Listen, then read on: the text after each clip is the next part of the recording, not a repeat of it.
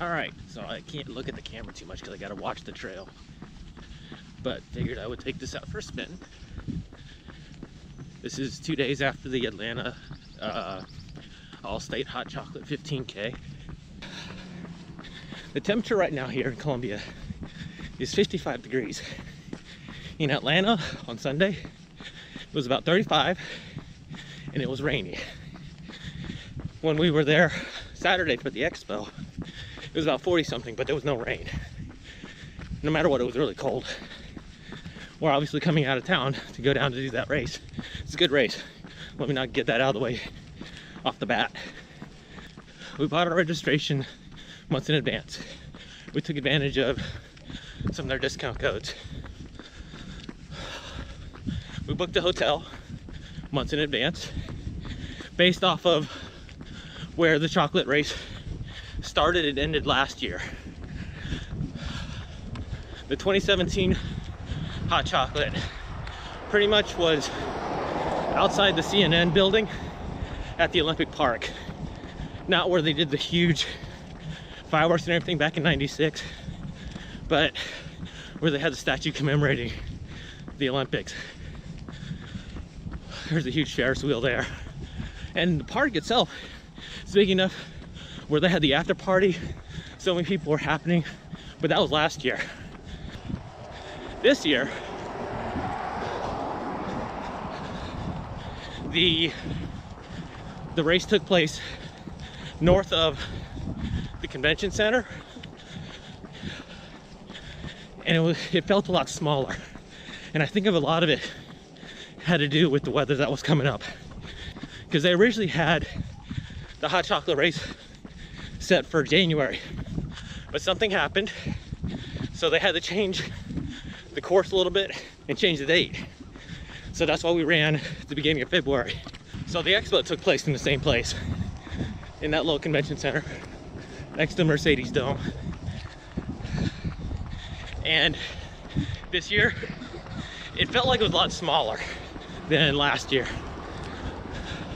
I don't have footage from last year's expo, so I'm only going off my memory, but I'm positive there are less vendors this year. The volunteers there were phenomenal, very helpful, very cheerful, and definitely happy to see you whenever you went to their booth. Last year, we walked to the expo from our hotel, and it was about a 3/4 mile walk. No issue, especially if you're gonna do 15K the next day. This year, we're like, we'll drive up to it.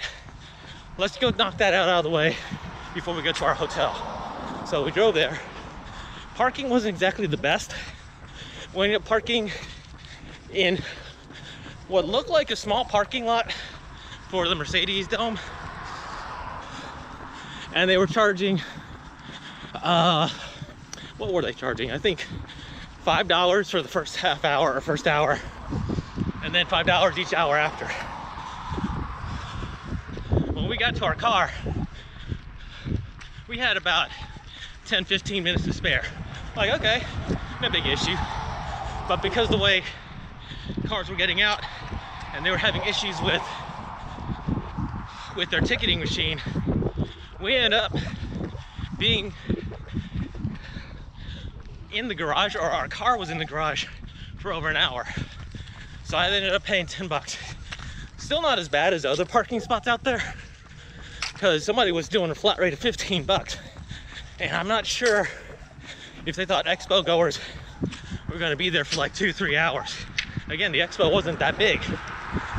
Thinking about it, I didn't see any other races really being advertised at the expo. That's something threw me off.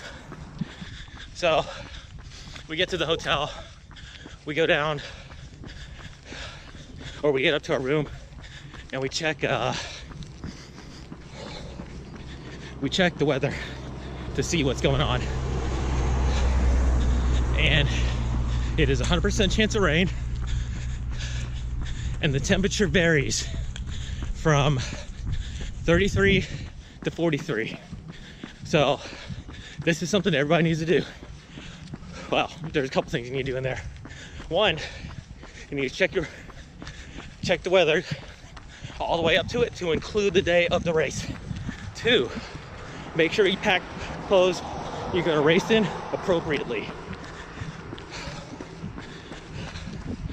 When we first thought it was gonna rain several days prior to the race, I made sure to grab a pair of socks. I couldn't find my compression workout socks. Don't know where they went. I think my son used them for ROTC or something. I grabbed my cab compression sleeves because, oh, those things will keep you so warm, especially when it's cold out there. I grabbed my water resistant pants because I don't wear shorts in weather below 45 degrees. And I had a long sleeve compression shirt ready. I had my Team RWB t-shirt ready to go over it. And I was debating on what to wear as an outer layer for rain. And I ended up settling on my Jack Wolfskin rain jacket that I got in Germany. I did look for all my gloves, and the best gloves I could find were my obstacle course gloves, but the fingertips are not on there. And I'm like, if it's raining and 30 something out there, I don't want my fingers to freeze. I don't need that hint of frostbite there. So at the expo, looked for some gloves. I was able to get them. You'll see it in that video. And then to top it off, had one of my warmer Jack Wolfskin hats. Those guys make some great outdoor stuff. Definitely check them out if you can. Sad thing is, I don't think they sell in the States. So if you make a trip to Europe, look for one of their stores. Another thing, take in consideration before the race, is to pack a check-in bag. Amanda and I have only done that once in all our races, and that was for the Spartan, because we knew it was going to get dirty, and we knew the starting point and end point was a ways off from the parking lot, so we wanted to make sure we hosed off somewhere. Every other time we either didn't bring any gear or we left it in the car. And for the hot chocolate, this time I made sure to bring a bag, and I had a change of a short sleeve shirt and a long sleeve shirt. Looking back, I definitely should have brought an extra pair of pants, because once when I hit that finish line, I was freezing. So definitely make sure you prepare yourself and your equipment before the race. Now for the race itself, it was definitely a lot smaller than last year, but don't let that discourage you, because I went on the results page and they still had 2,400 people run in the 15K out in the rain or walk, because they do have a pacing limit of 16 minutes a mile. Now, that does not include the 5K people. I don't know how many of those guys there were. I didn't look. I just know when I went on Strava, I saw my flyby blow up with all sorts of people at various times running the 15K. I should go into all that too, but we're getting ready to hit the turnaround point right now. Hold on. Anyways, so for Atlanta,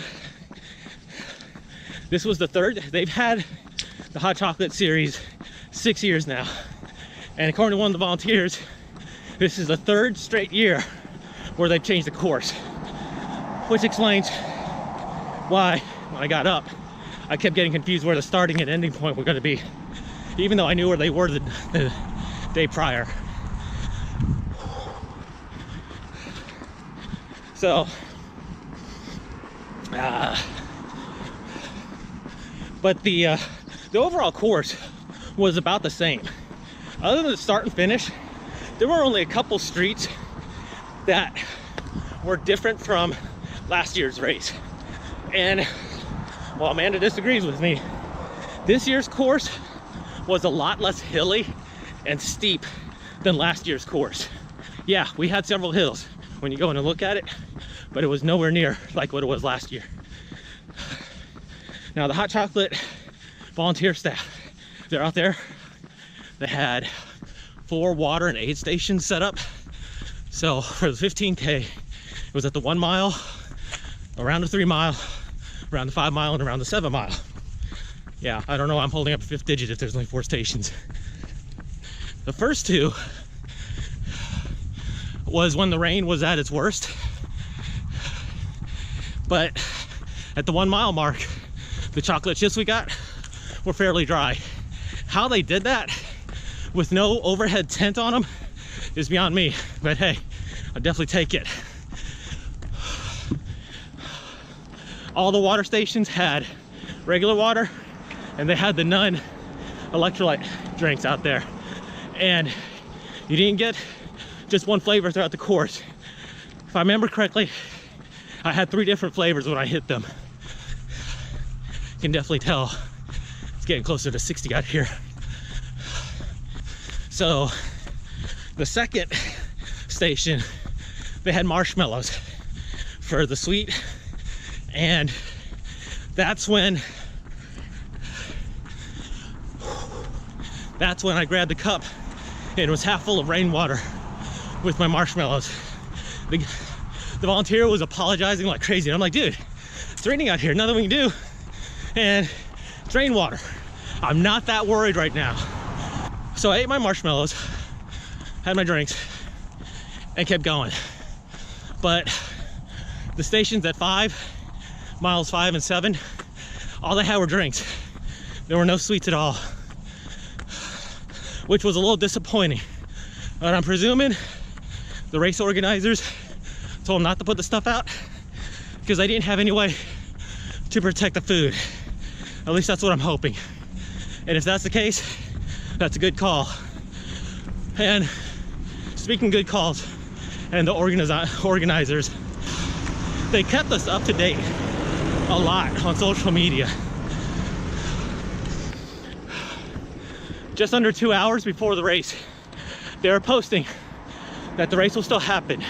They were also posting that if anybody felt uncomfortable doing the 15K, who registered for the 15K, they can do the 5K and still get the 15K finisher medal and their mug. And that was nice of them, because Amanda and I, we actually were thinking about it, because almost the first third of a mile walking from the hotel to the starting point, we saw no one. And we're like, all right, we might just do the shorter distance and call it quits. But as we got closer to the starting line, more people started showing up. In fact, once when we got up to Olympic Park and the Georgia Aquarium, we were helping others find where the course starting point was, because they were heading in the opposite direction. But yeah, other than the almost freezing rain that did not let up until a few minutes after I finished, it wasn't a bad course or a bad race. The organizers tried to stay on top of it as best they could. The city police who were out there directing traffic, oh, my hat's off to you guys. There were so many of them out there. They all were smiling. I mean, it could have been a fake smile, but they're greeting us back. We're all thanking them for being out there, and they all took it. The volunteers at the aid stations and the expo, very friendly. And the runners themselves, yeah, a lot of us had miserable faces on, but I think that's because of the rain. But if somebody cracked a joke, you could actually hear laughter amongst everybody. And to me, that's what makes races like this fun, is being around a great group of people, even if you don't know who they are. Will I do it again next year? I will definitely do a hot chocolate run next year. The question will be whether I do it in Atlanta or not. Because I said earlier, this is our second year of running the hot chocolate. We do it again, we will hit the legacy category and we'll get some extra stuff. I think there's an extra beanie involved and an extra medal, but it's a fun race. Now the reason why I say I'm not sure if I do it in Atlanta, this year is the first year for Charlotte to have this series. I ran a chocolate race in Charlotte last year. It was a completely different race. This year they have that one and they have this AllState Hot Chocolate 15K. And if we're still in Columbia next year, we'll probably do that one, because that one is a lot closer than the Atlanta one. For us, it's about time and expenses at this point, while still having fun. So these are things to consider if you do the race for the Atlanta Hot Chocolate next year. Make sure you prep your gear. That includes the gear you're running the day of and what you're putting in your check-in bag, because you definitely want to have a spare set of clothes. Sweat. 2, make sure you know where the expo is, you know where parking is. Okay, so I guess that's 3 things, because it's more than just the expo parking, it's also day of the race parking. So yeah, 2 and 3. And 4, find out if any of your friends are going, or if there's a group of people from a running group going. Join them. You don't have to finish with them, but definitely start the race with them, because it is so fun. I saw telltale signs of people in the Army out there wearing the little PT cap, wearing some rain jackets, and I would strike up anywhere from a 2-line conversation to a 5-minute dialogue with them. And we had a lot of fun out there. We were definitely bonding out there in that rain and in the cold. And I suggest everybody else try that. So this is actually my first running review of a race. I want to do this more, but I'll probably do it at a slower pace until I'm back in shape. Got to work that winter weight off, and it shows here too. So if you like what you see, comment down below, and if you can, like, subscribe, share this video. All right, till later guys, bye.